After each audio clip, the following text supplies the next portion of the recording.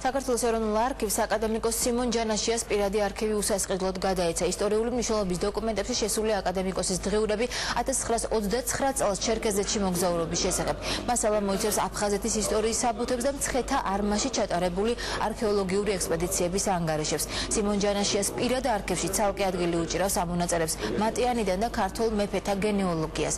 ეროვნული არქივის ხელმძღვანელობა დარწმუნებულია, რომ სიმონ ჯანაშიას პირად არქივში შესული უნიკალური მასალა ხელს შეუწყობს საისტორიო მეცნიერების განვითარებას.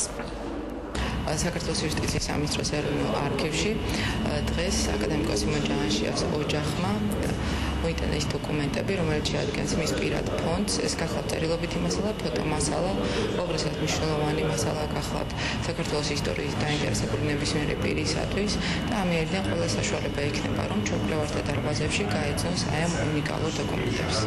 გადავწყვიტეთ, რომ ჩაგვებარებინა და რაღაცნაირად დაცული იქნება ყველანაირად. იცით, სახლშიც, გარდა იმისა, სახლში ეს არის მკვდარი მასალა და არქივში შეიძლება გამოიყენოს კაცმა დაინტერესებულმა პირმა.